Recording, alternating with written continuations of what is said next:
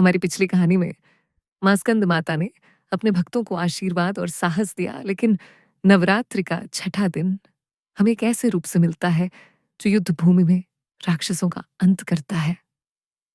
कौन है ये देवी? आइए जानते हैं।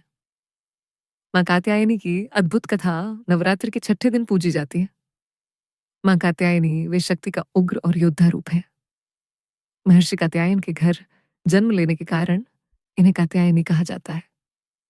कथा है कि जब असुर महिषासुर ने तीनों लोकों में आतंक मचाया, तब देवताओं और ऋषियों ने मिलकर भगवान विष्णु, शिव और ब्रह्मा से प्रार्थना की। तीनों ने अपनी दिव्य शक्तियों का तेज एकत्र किया और उसी से एक देवी का जन्म हुआ। वही देवी माँ कात्यायनी थी। महर्षि कात्यायन ने अपने तप से प्राप्त किया, इसलिए इन्हें उनकी पुत्री माना जाता है। माँ कात्यायनी का स्वरूप अत्यंत वीरांगना और तेजस्वी है। इनके 4 हाथ हैं। एक हाथ में तलवार, दूसरे में कमल पुष्प, तीसरा हाथ पर मुद्रा और चौथा हाथ अभय मुद्रा में रहता है।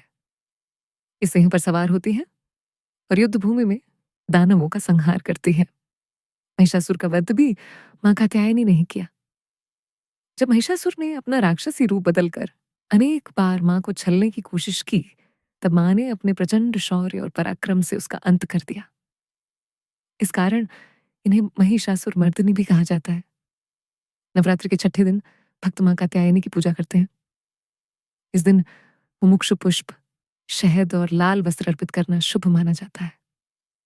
माँ कात्यायनी की आराधना से जीवन में साहस, आत्मविश्वास और विजय की प्राप्ति होती है। इनके स्मरण मात्र से शत्रुओं का नाश होता है और भक्त हर संकट से सुरक्षित रहते हैं। माँ कात्यायनी हमें यह संदेश देती हैं कि धर्म की रक्षा और अन्याय के अंत के लिए शक्ति का उपयोग आवश्यक है। करुणा और प्रेम जितने आवश्यक है, उतना ही आवश्यक है साहस और पराक्रम। दोस्तों, आज आपने जाना माँ कात्यायनी का वीरांगना और तेजस्वी स्वरूप, जिनके आगे राक्षस भी कांप उठते हैं।